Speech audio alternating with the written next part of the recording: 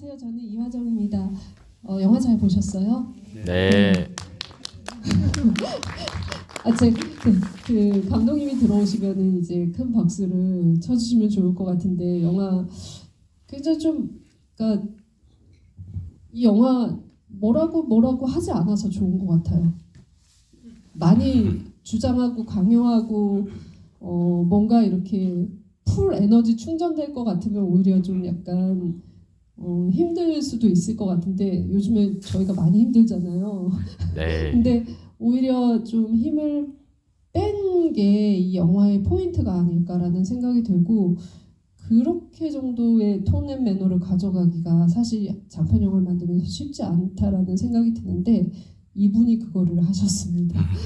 자리에 모실게요. 남궁성 감독님, 네, 큰 박수 부탁드리겠습니다.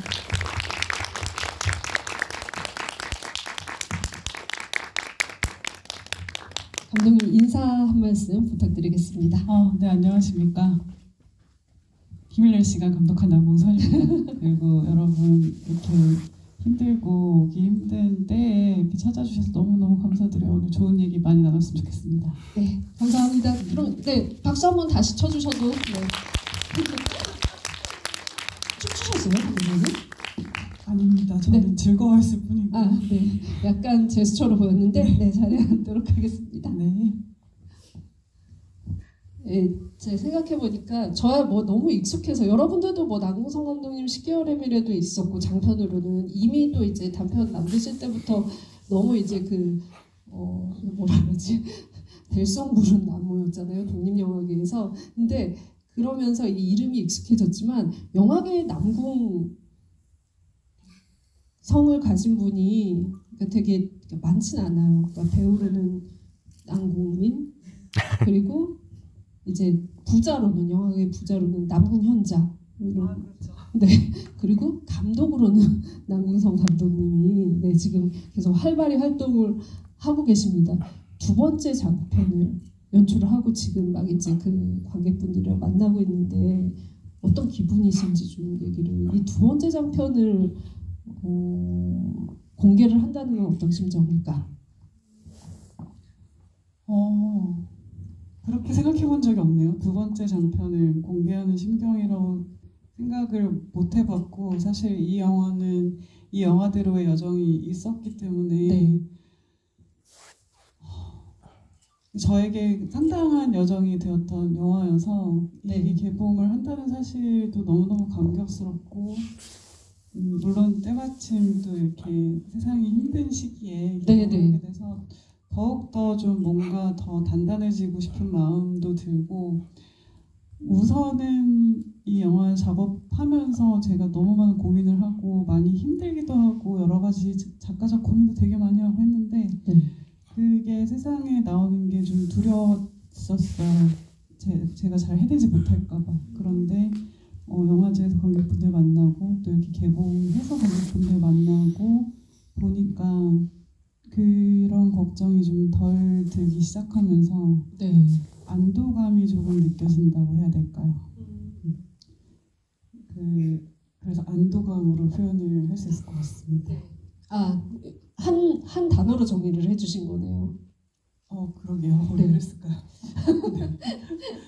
저도 이 영화 처음 만난 건 이제 그 여름이었거든요. 정동진 영화제에서 보고 그리고 이제 그 개봉 즈음에 다시 보게 됐는데 그때 봤을 때랑 지금 다시 이제 이런 우리가 좀 힘들 때 볼 때랑 이 영화가 와닿는 지점들이 또 다른 것 같아요. 이 영화의 입체적인 지점이 그런 게 아닐까 싶은데 처음에는 굉장히 좀 약간 어떤 이제 이 길을 떠난 사람들이 가지고 있는 그 심리 상태에 더 들어가서 그들을 좀 이렇게 보듬어주고 싶은 마음이 더 컸다면 지금은 오히려 역으로 그들에게서 좀 힘을 받는다라는 생각도 들었고 거기에는 이 영화를 대변해주는 제목에서 나오는 힘도 분명히 있다라는 생각이 들었거든요. 근데 진짜 어떤 고민 지점들이 있고 나서 이 제목이었는지 처음부터 감독님이 시나리오 쓸 때부터 이 제목으로 간 거였는지 이렇게 좋은 제목은 어떻게 나오는지 먼저 좀 얘기를 들어볼게요. 정말 좋은 제목이라니 다행이고요. 원래는 제목이 없었어요. 원래는 다른 과제가 있었고 한동안은 그러니까 이 영화 정말 이상한 게 시작할 때는 오히려 지금 이렇게까지 깊이 들어간 영화가 아니라 정말 우리가 즐겁게 만들 수 있는 우리만의 방식의 영화를 만들자라는 생각으로 사실은 시작했던 영화거든요. 그래서 과제를 이제 그냥 우리 영화라고 부르고 있었는데 그런데 이제 저희 취재를 하다 보니까 생각보다 정말 섬세한 일이고 정말 큰 책임을 지게 됐다는 생각을 했었어요. 그래서 그냥 어떤 날 밤 시나리오 각색하다가 이제 저희 취재를 많이 했거든요. 취재했던 분들 중에 한 분을 만나가지고 시나리오를 좀 보여주고 싶은데 좀 못 보여주겠는 거야. 아직 떳떳하지가 않은 거야. 더 잘해야 되고 네. 이 정도로는 안 된다 이런 마음이 들었던 날이 있어서 그날 이제 혼자 이제는 내가 힘을 내야지, 내가 시작한 일인데 내가 힘을 낼 시간이야 이렇게 메모를 썼는데 그 메모가 정말 저의 진심이었는데 그 말이 쓰고 싶어지더라고요. 그리고 힘이라는 표현이 되게 중의적으로 와닿았어요. 그러니까 내가 힘을 내줘야지 다른 사람에게도 힘이 될 것이고 그 에너지가 그렇죠. 그게 모여서도 우리가 뭔가를 바꿀 수 있는 힘이 되지 않을까 이런 생각들이 들고 거기에 또 시간이라는 게 필요하다는 생각까지 드니까 그냥 내가 그 메모를 썼는데 그 제목을 쓰고 싶어지더라고요. 그래서 아마 그 다음 날인가 제목 정했다고 이거 힘을 낼 시간이라고 이렇게 선언을 한 날이 있었던 기억이 나요. 그리고 주변에서 되게 말렸어요. 뭐 그렇게까지 직설적인 그렇게까지 직설적인 제목을 써야 되냐 뭐 막 이런 얘기들을 했는데 제가 그냥 우겼습니다. 저는 이걸로 할 거라고. 네. 그때는 이제 그렇게 좀 약간 이 영화 자체보다 더 제목이 앞서간다라는 생각도 들 수 있게 들렸던 거군요. 뭐 그럴 수도 있고 그냥 너무 직설적이었던 것 같아요. 그게 우리 힘내자 정말 응원하는 거잖아요. 근데 그게 강하게 느껴진다면 강하게 느껴질 수도 있고 그럴 수 있는 거죠. 근데 저의 성격인지 모르겠는데 그냥 그게 좋더라고요. 그래서 정했고 이 말이 뭔가 좀 약간 오글거리기도 하고 좀 과하게 느껴질 수도 있지만 계속 반복하면 반복할수록 정말 내가 제목을 잘 지었구나라는 생각을 요즘 하고 있습니다. 네, 제목을 잘 지은 케이스에 분명히 그 손꼽히는 리스트에 올라야 된다라는 생각이 들 정도로 어쨌든 제목이 주는 에너지가 크다라는 생각이 들고요. 근데 감독님이 이제 그 힘이라는 것을 강조한 데에는 지금 말씀하신 이 영화의 리얼리티가 기반이 되는 데 있어서 지금 이 산업에 있는 그리고 그 아이돌 어쨌든 그 문화 속으로 들어가서 그 사람들을 취재원들을 만나면서 느낀 그런 심상 같은 것들이 반영이 됐기 때문일 텐데 에너지가 없다고 느끼신 거였어요? 그러니까 힘이 더 필요하다라고 생각했던 이유는 그들을 만나면서 좀 어떤 걸 제일 많이 좀 느끼셨는지 사실 이런 시나리오가 처음부터 나오진 않았을 것 같은데 어떤 초점이 맞춰지셨었는지. 사실 전혀 그렇게 느끼지는 않았고요. 에너지가 없다고 느끼지는 않았고 굉장히 무력한 구조 안에 갔던 사람들이다라는 생각을 했었는데 그러니까 저희 기대했던 것보다는 훨씬 더 좀 충격적이고 끔찍했던 것 같아요. 저는 어떤 이 문화로서 그러니까 저희가 경쟁하고 뭐 너무나 완벽을 추구하고 너무 열심히 하는 문화로서 이 취재를 시작했던 건데 막상 취재를 해봤을 때는 실질적인 어떤 노동의 문제 그리고 그야말로 돈과 맞바꾸는 돈과 꿈을 맞바꾸는 그런 계약의 문제 같은 것들이 굉장히 크다고 느꼈는데 지금 대화를 나눈 사람들이 너무 강한 거예요. 오히려 그 상황에 비해서 너무나 담담하고 강하게 얘기를 하는 거죠. 이런 일을 겪었고 그때는 정말 죽고 싶었지만 어떡하겠어요. 이거는 제가 선택한 거고 좋은 경험으로 생각해야죠. 이걸 기반으로 어떻게 해야죠. 뭐 괜찮아요. 이렇게 얘기를 하는 걸 보고 근데 그게 저렇게 혼자서 이겨내야 하는 것일까? 라는 생각을 많이 했던 것 같아요. 그리고 정말 내가 그거를 다루기로 했으면 제가 할 수 있는 데까지 제가 힘을 내야죠. 라고 그때 생각을 했고, 그게 밖에서 정말 이렇게 자꾸 힘이라는 얘기를 하게 되는데, 밖에서 내줘야지만 이게 모여서 힘이 되는 게 있다고 생각을 했어요. 그래서 그렇게 정했습니다. 질문이 뭔지 얘기하다 보면 까먹게 되네요. 힘을 중심으로 계속 네. 그러니까 나가고 있어서 제 방향으로 가고 있다라는 생각을 하면서 사실 이제 이 영화 안에서의 그 지금 말씀하신 이제 뭐 여러 가지 조건에서의 숫자들도 많이 나오긴 하는데 이제 제일 많이 좀 그러니까 계속 생각하게 되는 숫자가 26이라는 26이라는 숫자인 것 같아요. 사회생활을 하는 청년의 나이로 봤을 때 그 나이는 결코 많지 않은 나이라고 생각을 하거든요. 그러니까 실패를 한두 번은 해도 아직 30도 안 됐기 때문에 또 다른 걸 더 거대한 일을 시작할 수도 있고 40에 시작하는 사람들도 있고 50에도 시작할 수 있다고 생각하는데 그런데 유독 그러니까 K-팝이라는 어떤 이제 그 아름다운 이름 안에서 그 산업 구조 안에서 26이라는 숫자는 은퇴라는 말을 붙여도 전혀 어색하지 않고 그리고 이제는 모든 게 이제 그 결정난 것 같은 그런 느낌을 줘버린다는 건 거죠. 그래서 고작 26밖에 되지 않았는데 모든 인생의 그 실패를 다 떠안고 더 이상 어떻게 나가야 될지 어느 방향으로 가야 될지 모르는 사람들의 이야기라는 게 되게 중요한 그 지점인 것 같아요. 근데 감독님께서 이제 그 은퇴와 그리고 20대 청년의 어떤 이런 삶들 이런 것들을 아이돌 산업이랑 좀 접목시킨 이유가 있으실 것 같아요. 이 아이돌이라는 산업 안에서의 그 속성이라는 게 좀 어떤 거라고 보셨고 그리고 그 청년들이 가지는 그 좌절이 어떻게 좀 접목될 수 있다라고 생각을 하셨는지.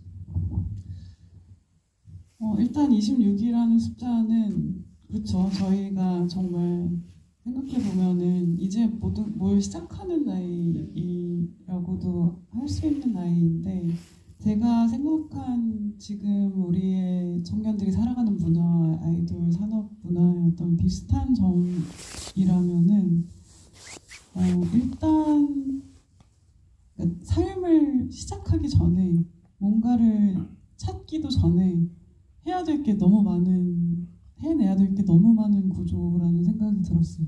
그리고 그걸 생각할 겨를도 없이 이거를 통과해야지 여기서 1등을 해야지 여기서 계속 살아남아야지만 뭔가를 할 수 있고 그 꼭대기에 가야지만 어떤 가치가 생긴다. 그리고 그걸 하기 위해서 진짜 열심히 해야 된다라는 그 개념이 그 안에 있는데 사실은 지금 이 영화를 시작하기 전에 이 아이템을 잡기 전에도 그냥 막연하게 지금 청년 세대의 고민들이 궁금하기도 해서 여기저기 좀 취재도 다니고 뭐 그런 거를 이제 조사하거나 뭐 하는 단체들을 찾아갔을 때 느낀 점이 되게 비슷했어요. 그냥 어떤 방향성은 잘 모르는 상태로 너무 많은 것을 일단 이루어야만 한다라는 어떤 강박. 그래서 그거를 하다가 지쳐서 나가 떨어지고 나서야 처음으로 다시 생각을 하게 되는 그런 지금 우리가 한국 사회에서 살아가는 젊음의 모습이 약간 그런 모습이 아닐까라는 생각이 들었습니다. 그래서 이 아이돌 친구들은 사실 굉장히 일찍 사회화를 시작한 케이스고 우리가 그냥 자라나야 할 시간, 정말 자라고 세상에 대한 신뢰를 키우고 나라는 사람의 중심을 잡아야 될 시간에 그 시간에 이미 눈치를 보고 경쟁을 하고 계속 일만 하고 그렇게 자라오는 게 우리에게 지금 어떤 성장기를 빼앗아가고 있는 문화가 아닌가라는 생각을 했었어요. 네. 되게 어떤 의미에서 되게 아이러니한 좀 그런 포지션을 가지고 있다라는 생각을 많이 하게 되거든요. 그러니까는 아티스트라는 이름으로 또 창의력을 요구하기도 하다가 산업 안에 있기 때문에 그 안에서 어떤 그 일원으로 경쟁의 구조 안에 또 위치해 있기도 하고, 그리고 또 한편으로는 굉장히 어린 나이에 데뷔하기 때문에 그러니까 성인이 아니라는 이유로 어떤 목소리를 내면은 왜 성인이 아닌데 목소리를 내냐고 하고, 또 어떤 의미에서는 경제적으로 굉장히 많은 부를 취하기 때문에 또 거기선 또 성인이라고, 이 모든 게 좀 혼종되어 있는 게 아이돌의 어떤 위치이지 않을까라는 생각이 들고, 그 안에서 미끄러졌을 때 이들이 어떤 모습인지가 이 짧은 여행 안에 리얼하게 담겨 있다라는 생각을 했었거든요. 근데 그 경쟁의 어떤 그 트랙 안에서 완전히 이제 이들을 빼서 제주도라는 공간 안에 위치해 놓은 거잖아요. 근데 어떻게 보면은 사실 그 돈을 잃어버리지 않았으면은 어떤 여행을 했을까 이들은, 그런 생각이 들었어요. 감독님이 만약에 그냥 정상적인 이들이 그냥 뒤늦은 수학여행 며칠 동안만 했다, 그럼 그냥 그 펜션에 있다가 가는 건가요? 무슨 일이 생겼을 것 같아요. 그냥 왜냐하면 사실 이 여행 자체가, 여러분 영화를 보셨으니까, 그 예라라는 친구가 예전부터 가자고, 네. 같이 가자고 얘기를 해왔던 곳인데, 막상 이제 그 사람이 떠나고 나서야 그거를 오게 된 설정이거든요. 그러니까 조금만 더 있다가 이렇게 미루다가 온 거여서 돈을 잃어버리지 않았어도 분명히 무슨 일은 났을 거라는 생각이 들고요. 근데 뭔지 모르면서 그걸 찾아서 온 여행이었을 거라는 생각이 들어요. 저희가 살면서 그렇게 하잖아요.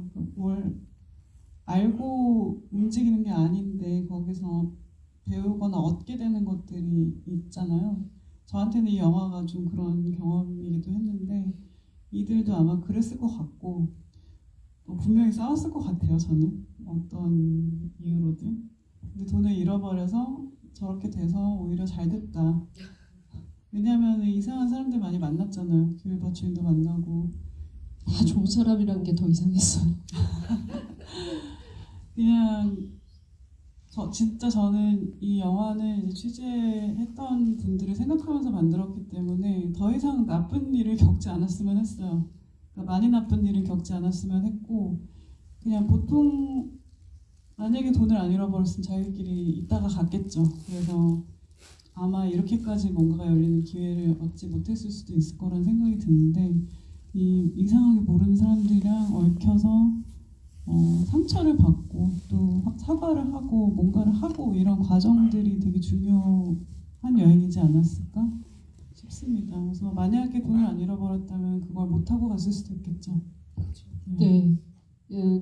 지금 이제 그러니까 셋이서 여행을 떠났는데, 사실 감독님 지금 말씀하신 것처럼 이 여행은 그 셋만의 여행이 아닌 계속 누군가가 같이 하고 있다라는 느낌이 드는, 보이지 않는 어떤 그런 여행, 그러니까 또 하나의 존재가 있다라는 생각이 들고, 그 안에는 우리가 계속 이거를 멈추지 않으면은 그냥 모르는 채로 갈 수 있는 애도의 시간을, 그 자리를 마련해 준다라는 시간도, 그런 느낌도 굉장히 많이 들었었거든요. 그 부분에 대해서 감독님 이제 지금 취재하면서도 그렇고 그 전에 이제 이 청년들이라고 생각을 했을 때, 그럼 이 사회가 이 청년들에게 가하고 있는 무게 안에서 탈락되는 그런 것들은 그냥 단순히 그냥 은퇴가 아니라 더 비극적으로 가면은 이제 그 죽음이라는 것이 깔려 있잖아요. 그래서 그 부분도 고려를 많이 하셨을 거란 생각이 들었어요. 예라의 존재 때문이기도 하고. 저는 이거 하면서 사실 전쟁 영화, 저희 배우들이 뭘 참고하면 되겠냐고 연기를, 근데 그때 제가 전쟁 영화 얘기를 했었던 것 같아요. 그러니까 찾을 수가 없어서 레퍼런스를. 전쟁에 다녀온 이후에 어떤 상황들을 그린 영화들, 그 사람들이랑 비슷할 수 있겠다라는 얘기를 드렸는데, 그냥 사상자가 있는 사상자가 있는 문화라고 생각해요.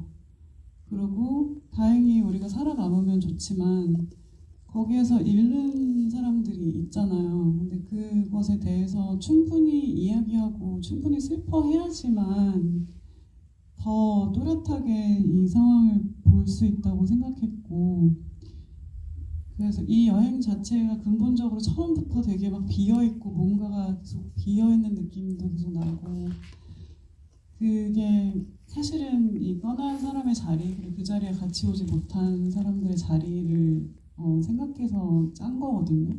저희도 전 탈락이라는 표현을 하셨는데, 전 탈락이라는 표현을 쓰고 싶지 않은 게 그거는 승자가 없는 게임이라고 생각해요.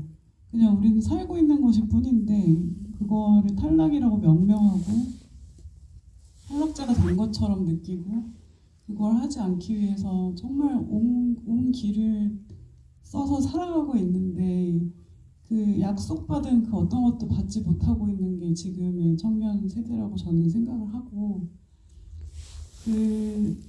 그것을 계속 강해짐으로써 이겨내기보다는 우리가 여기서 지금 잃고 있는 것들을 확실하게 보고, 특히 아까 제가 사상자라는 말씀을 드렸지만 그렇게 떠난 사람들이 그 순간에만 저희가 슬퍼하고 또 잊혀진 채로 또 계속 그렇게 똑같이 살아가는 것, 그걸 깨기 위해서 애도라는 과정이 필요하다고 생각했습니다.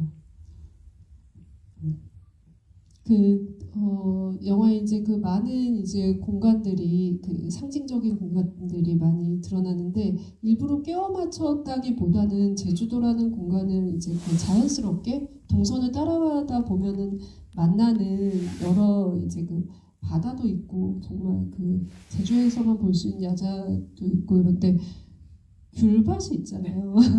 네.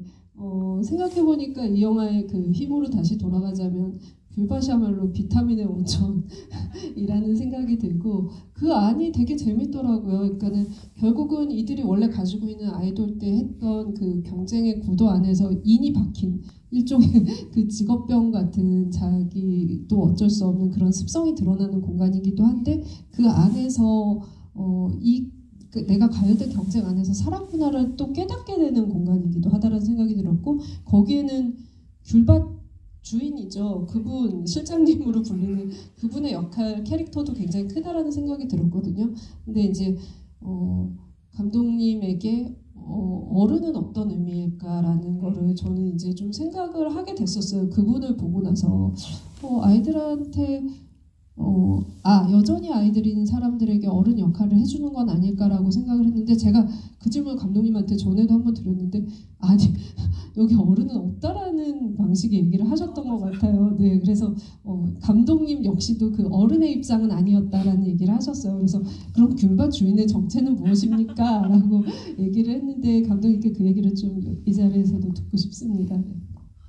저는 이 영화에 대해서 그런 질문을 꽤 많이 받았어요. 어떤 어른으로서 무슨 말을 해주고 싶으냐, 어른으로서 어떻게 하고 싶었냐. 근데 저는 제가 어른이라고 생각한 적이 없고, 저보다 정말 훨씬 어른스러운 사람들이었어요. 제가 취재한 분들은.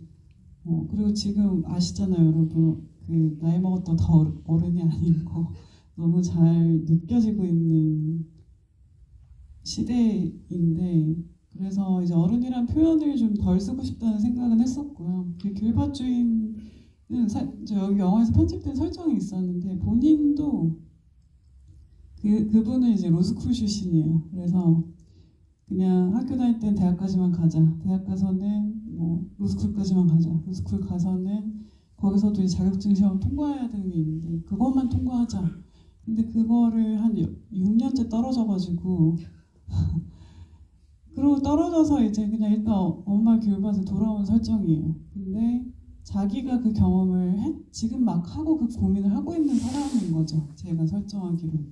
그날이 심지어 40살 생일인 것으로 되어 있었답니다.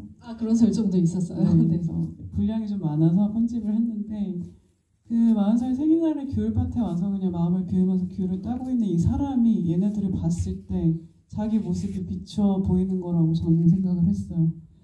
그래서 자기가 지금 알고 있는 것, 그 40년 동안 나는 내 인생을 살지 않고 뭘 했나라는 생각이 든다. 이런 대사가 있었는데 그거를 전해주고 싶었다.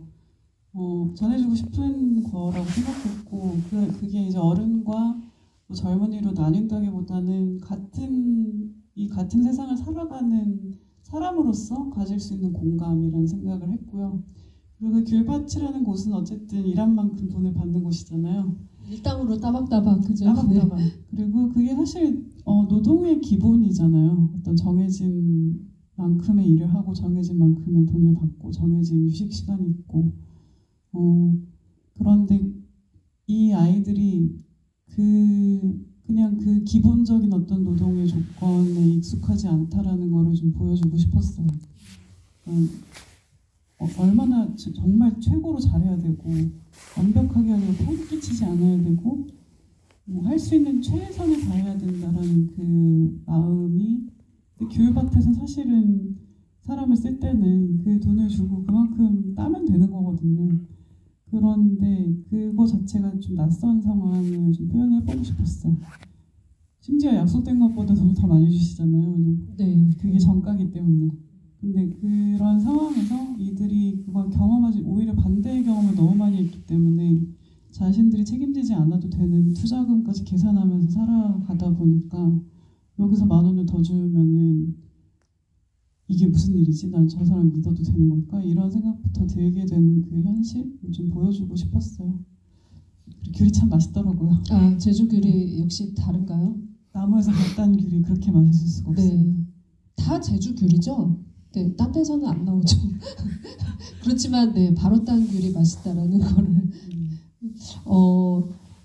사실 이제 우리가 얘기를 하면은 이 영화가 가지고 있는 어떻게 보면 이 인물들이 가지고 있는 이 상황 바깥에 있는 그 경쟁의 사회에서 가지고 있는 무거움이 있긴 하지만 이 영화는 굉장히 가벼운 방식으로 만들어지고 기획됐기 때문에 나아갈 수 있는 지점들이 분명히 있었다라는 생각이 들거든요. 그게 이제 그 모든 영화를 만드시는 분들이 한 번쯤은 해보고 싶은 장르인데 로드무비라는 형식이잖아요. 정말 단촐한 스텝과 단촐한 기자재로 너무 많이 짜여지지 않은 것들을 가지고 이제 그 에너지를 담아내는 거. 이 영화 안에는 그 제주가 가지고 있는 그 에너지들이 분명히 있다라는 생각을 하고 거기는 아까 감독님 말씀하신 것처럼 정말 기획에서 출발한 방법론이 굉장히 중요한 이 영화의 핵심이라는 생각이 들거든요. 그 부분에서 이제 좀 이제 영화가 달라진 지점들이 있었을 것 같은데 저희는 사실 더 자유롭게 하려고 했었어요. 처음에는 이제 아까 말씀드린 더 자유롭게요? 근데 최성훈 배우님 말씀 들어보니까 너무 자유로워서 막 카메라가 따라오든지 말든지 한번 가보자 해서 막 담도 넘어보고 그랬다고 그렇죠, 하던데 그렇죠. 네. 그거보다 더 그걸 영화 내내 하려고 했었어요. 처음에는.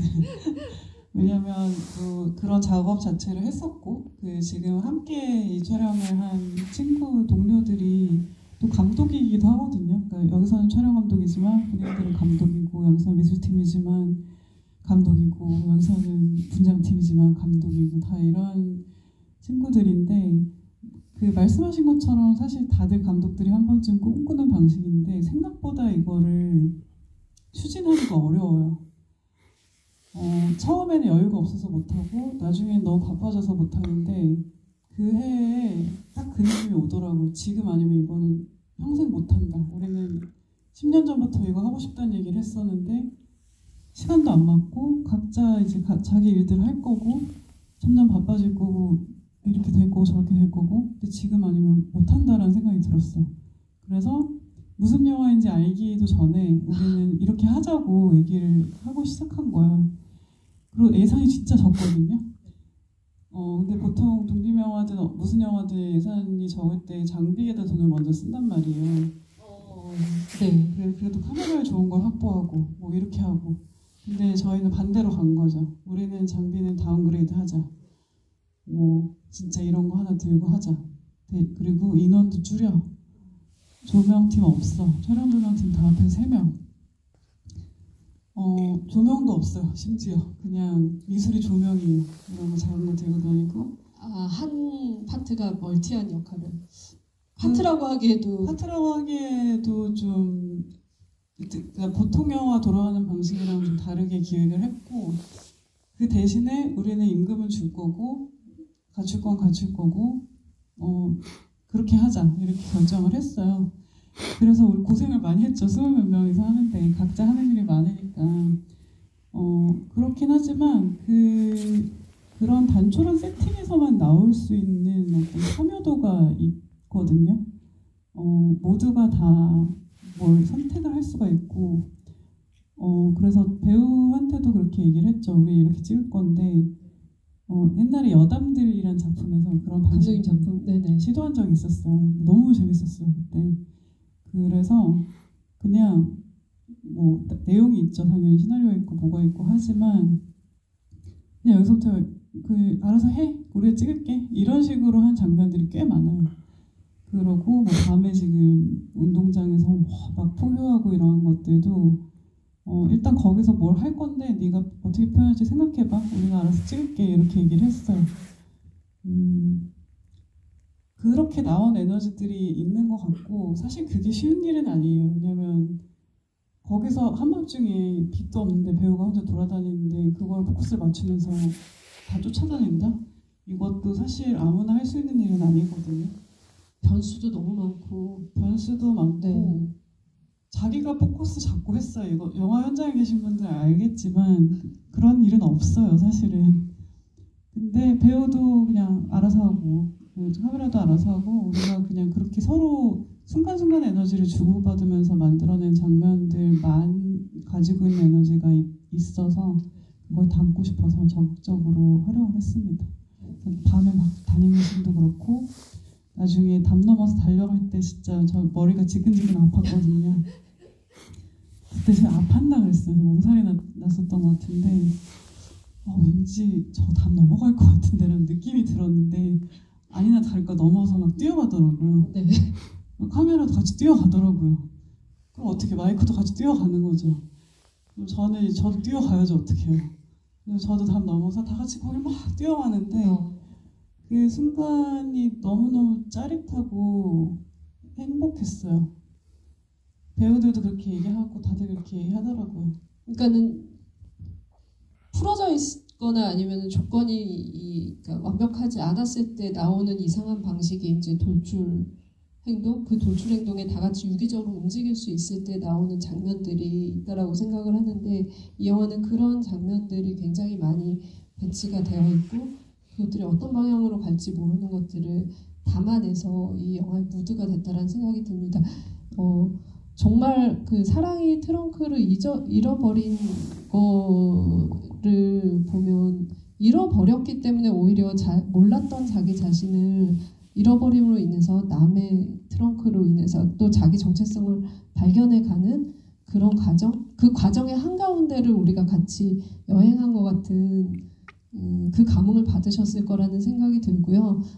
짧은 여행 안에 여러 생각을 하게 되는데 여러분들께 좀 지금 마이크를 드리고 어떤 또 생각을 또 영화를 보고 하셨을까 그런 또 저희도 여러분 얘기를 들으면서 궁금증을 좀 풀어가는 시간을 좀 가져보도록 하겠습니다.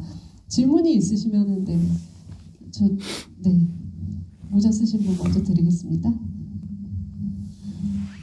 힘든 시기에 힘을 낼 시간 시의적당을 만나면서 참 좋았고요.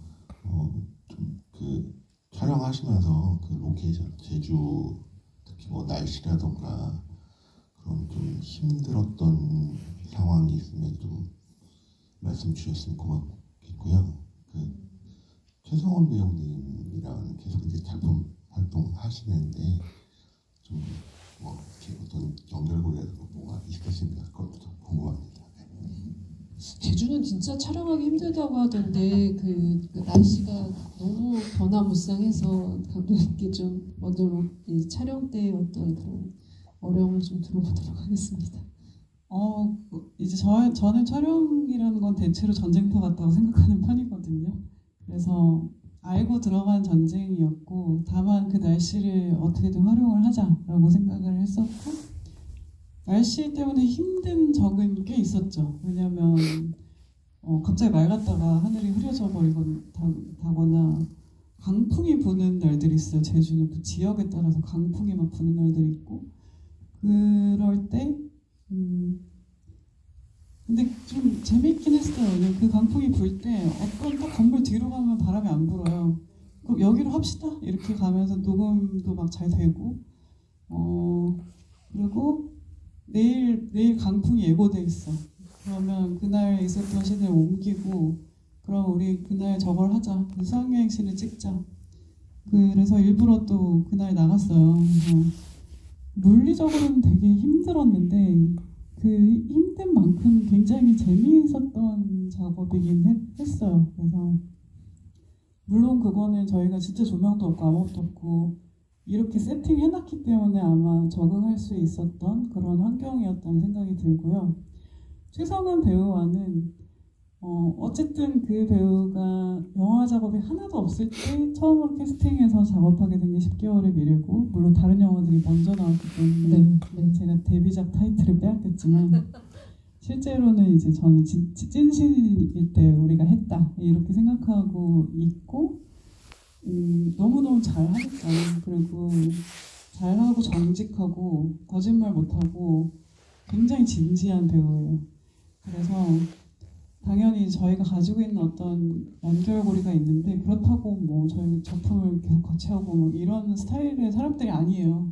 성훈이도 그렇고 저도 그렇고 뭐 기왕이면 또 다른 사람이랑 또 해보지 이런 생각이었는데 이 영화 얘기를 듣고 성훈이가 너무너무 눈을 반짝이면서 궁금해하는 거예요. 이렇게 찍을 거야. 제주 가서 우리가 이렇게 찍을 거고 뭐 배우는 이렇게 풀어놓을 거고 이렇게 할 거다 이랬더니 자기 그 시나리오 좀 보여주면 안 되겠냐고.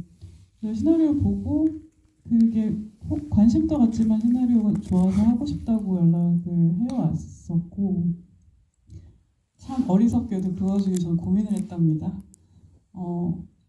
이 배우 독립영화를 2번이나 하는 거 너무 힘들 게 뻔하고 그러고 제 전작에서 제가 이 배우를 미래라는 캐릭터를 줬는데 그거랑 정말 충분히 다르고 충분히 이 배우에게 도움이 되는 역할이 아니면 그게 민폐일 것 같은 거예요.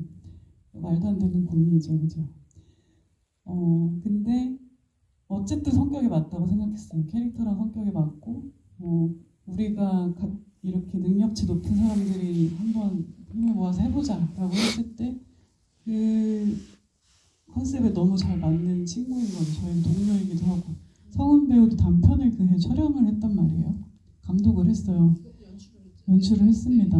그래서 좋았어, 가자. 그리고 결과적으로는 의지를 굉장히 많이 했죠. 저희 영화 특징이라면 특징이 그냥 거의 대등한 주체들이 함께 모여서 만든 작업이라고 생각이 되고 그 중에 아주 큰 지분을 갖고 있는 게 최성원 배우였습니다. 답변이 됐을지 모르겠네요. 네.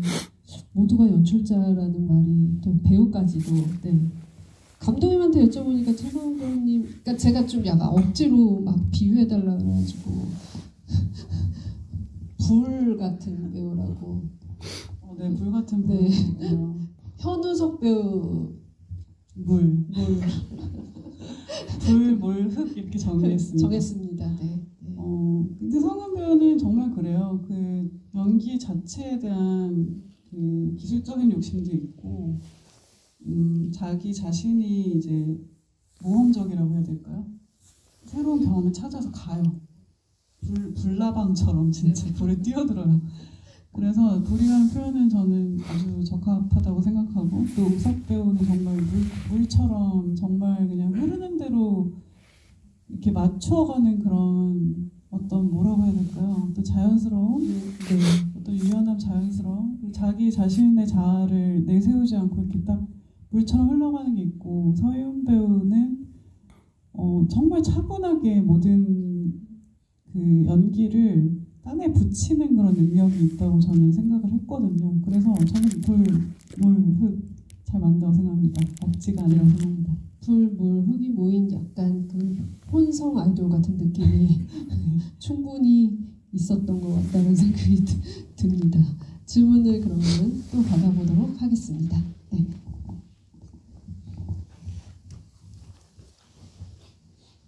괜찮은 것 같아요. 아이돌들이 다 포지션도 다르고 좀 성격이 다른데 이 셋이 네, 잘 어우러지고. 네, 영화 재밌게 봤습니다.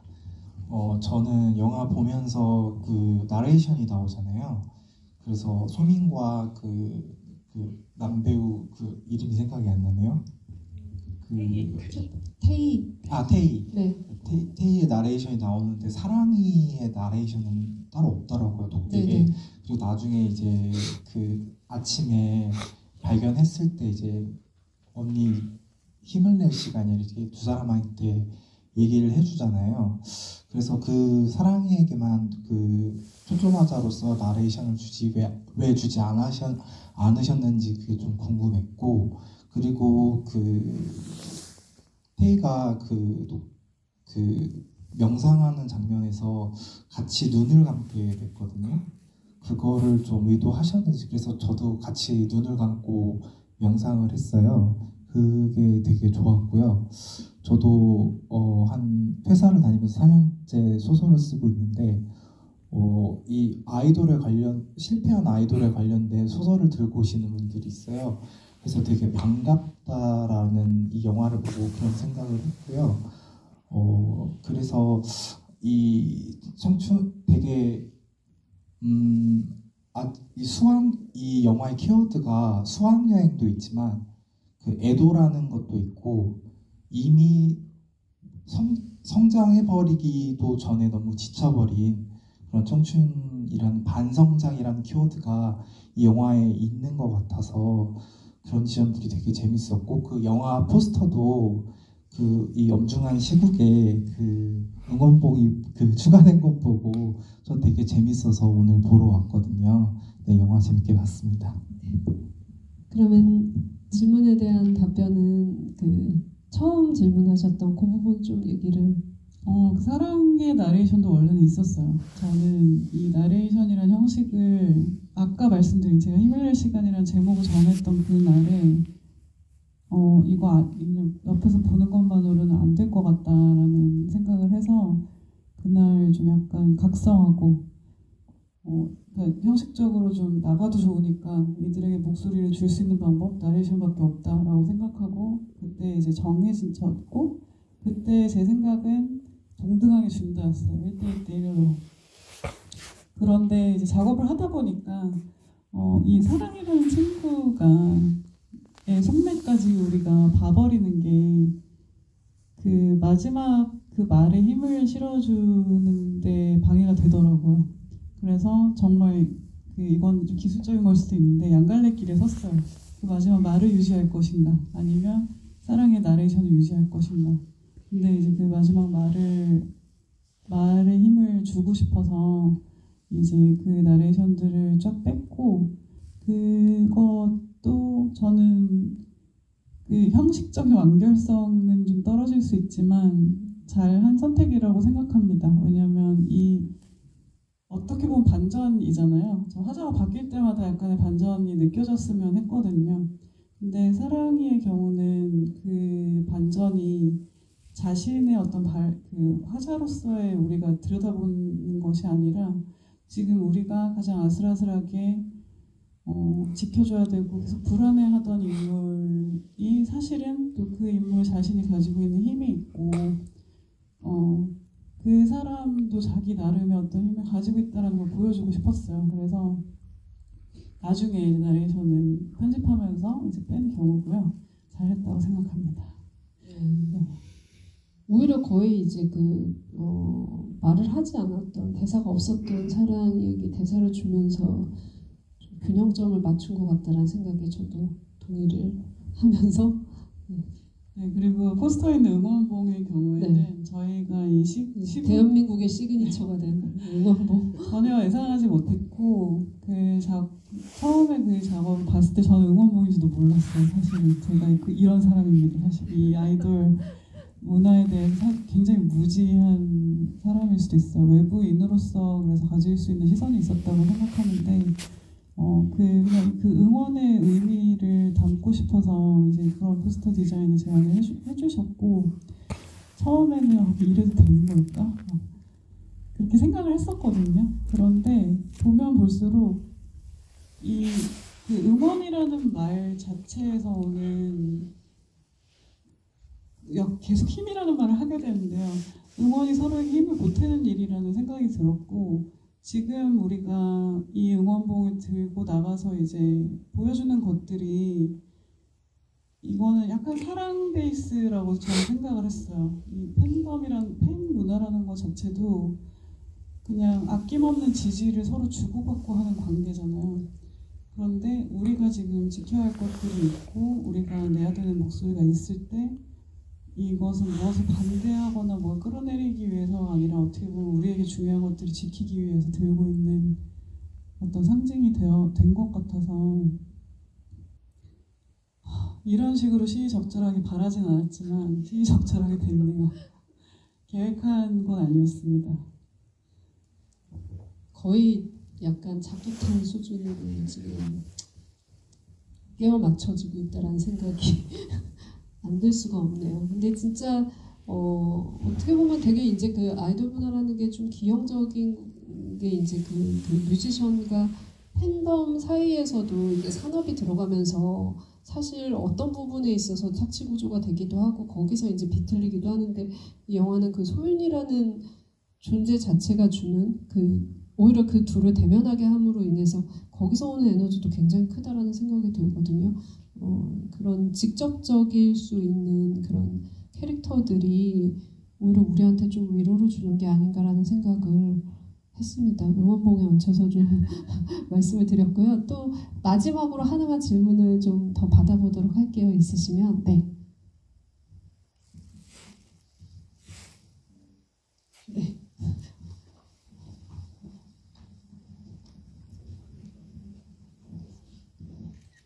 네, 영화 재밌게 잘 봤고요. 뭐 애도나 제주 수학여행 뭐 이런 얘기도 하고 지금 나이대를 딱 보니까 저는 세월호 참사도 많이 생각이 나는 영화여서 제가 며칠 전에 생존 학생들이랑 뭘 또 하는 게 있어가지고 그것 때문에 더 그런 것 같은데 이제 그렇게 또 우리가 좀 더 힘을 내야 되겠다라고 하는 그런 마음도 좀 느껴지는 영화여서 물론 그걸 의도하시고 만드셨던 건지 잘 모르겠으나 그런 것들이 좀 많이 와닿아서 좋은 영화였던 것 같고요.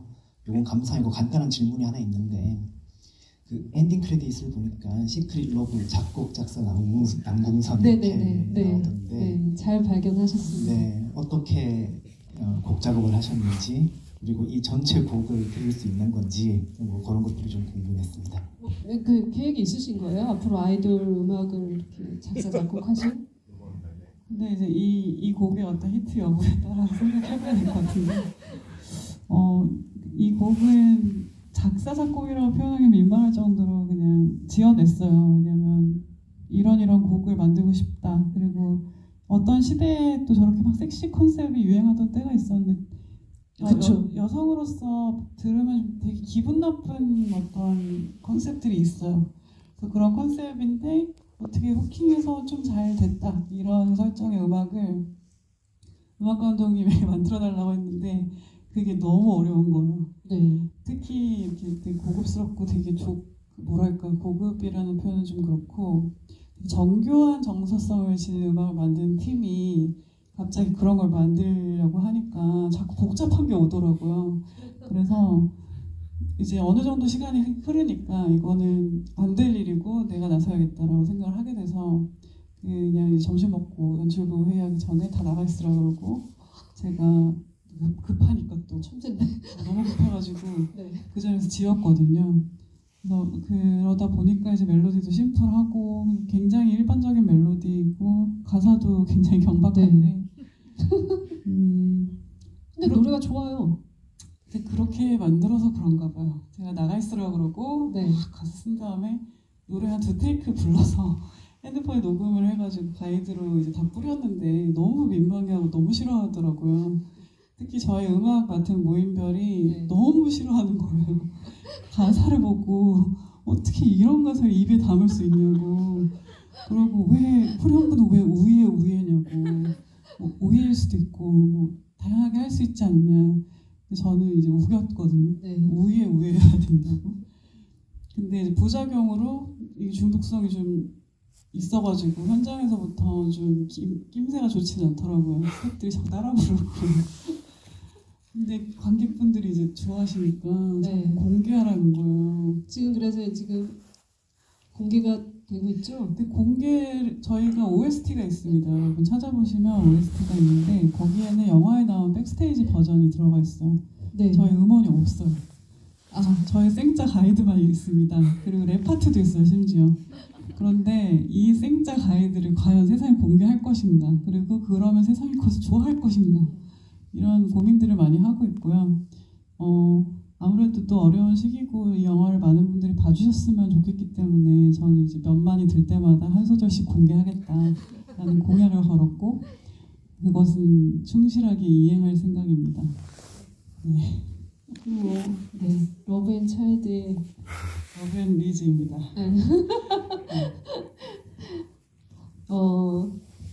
근데 이런 어떤 그 디테일들이 굉장히 이들을 좀 살아있게 하는 정말 있었을 법한 리얼리티를 분명히 주고 있다라는 생각이 들고요. 네, 뭐 기다리고 있겠습니다. 공연. 네. 오늘 이렇게 또 배우님들은 또 오늘 또 이제 같이 하지 않고 감독님의 이야기를 온전히 좀 들어보는 시간을 가졌는데요. 여러 지점에서 여러분들이 또 이제 느끼시는 감상들이 다를 것 같다라는 생각이 들고, 근데 이제 오늘 자리에서 감독님이 이 영화를 왜 만들었는지에 대한 어떤 그런 진정성 같은 것들이 굉장히 충분히 느껴져서 이 자리가 좀 귀중한 시간이다라는 생각이 들었습니다. 그리고 좀 이 에너지가 여러분들에게 좀 전해졌으면 좋겠어요. 이 영화가 사실 막 세게 뭔가를 주장하는 영화가 아니잖아요. 오히려 전진하는 게 아니라 멈추어 있는 그 순간 우리가 트랙에서 계속 돌고 있는데 그 트랙 위에서도 막 가열차게 달리지 않아도 된다라는 어떤 잠깐의 시간을 주는 거여서 저는 이 영화가 사실 다시 이들이 지금 서울로 돌아갔을 때 어떻게 살지 잘 모르겠어요. 과연 어떻게 이후에 그건 또 진짜 힘을 내가지고 다시 잘 어떤 계획을 세우고 어떤 방식으로든 고민을 하고 법적 분쟁도 다 계약 기간도 다 끝나야 되고 너무 골치 아픈 일들이 많은데 그래도 지금 그 에너지를 이 짧은 여행이 준 게 아닐까라는 생각이 들어요. 그래서 중요한 순간이라는 터닝 포인트라는 생각이 듭니다. 이제 막 이제 이 영화가 힘을 전파하러 가야 되는 이 시기인데 감독님 관객분들에게 마지막으로 좀 당부도 좋고 이 영화의 미래에 대해서 한 말씀 좀. 저는 사실 그냥 와주신 것만으로도 너무 감사드리고요. 그냥 근데 진짜 저의 진심이 있어요. 어제 울었어요. 저 개봉 지부하다가. 왜냐하면 너무 무서웠거든요. 제가 어떤 거를 힘을 보태고자 만든 영화가 그걸 해내지 못하면 어떡하지? 라는 고민을 되게 많이 했었고 혹시나 잘못 이해되면 어떡하지? 오해되면 어떡하지? 이런 고민도 많이 했었는데 관객분들이 그거를 잘 읽어주시고 잘 봐주시니까 그 아까 말씀드렸던 안도감 때문에 눈물이 막 나더라고요. 그래서 저는 어쨌든 되도록 많은 분들이 봐주셨으면 좋겠고 지금 방부 말씀을 물어보신 거는 어디든 좀 올려주세요. 어디든 뭔가 그냥 잘 보셨다면 뭔가 느껴진 게 있었다면 어디 아파트 거기 뭐 이런데 전단지 이런 거 만약에 이제 그 주민센터에서 뭔가 항의 안 들어오는 선에서는 그런 게 아니라 그냥 그 얘기를 해주셨으면 좋겠어요. 이런 영화를 봤는데 이런 영화를 봤다 이렇게 말씀해 주시면 전 너무 감사드리고 제가 가장 뜻깊게 생각하는 감상평은 나는 이러이러한 사람이고 나는 지금 이러이러한 일을 겪고 있는데 그때 이 영화를 봤다인데 그렇게 말씀해 주시는 분들이 많은 게 너무너무 뿌듯하고 사실은 굉장히 기쁩니다. 그래서 잘 또 우리가 흩어지지 않고 또 힘을 모아서 이 어려운 세상을 좀 잘 살아가 봤으면 좋겠습니다. 네. 네, 그럼 저는 마지막으로 우리 모두 네, 지금은 진짜 힘을 낼 시간이라는 말씀을 드리면서 이게 이 제목이 이래서 좋다니까요. 네, 처음 시작할 때도 좋고 끝낼 때도 좋아요. 네, 감독님 또 이렇게 좀 여러 가지 용기를 내서 이 작품 만들어주시고 또 이렇게 오늘 같이 토크 나눠주셨는데 박수를 좀 드리면서 자리를 마쳐보도록 하겠습니다. 감사합니다. 감사합니다. 감사합니다.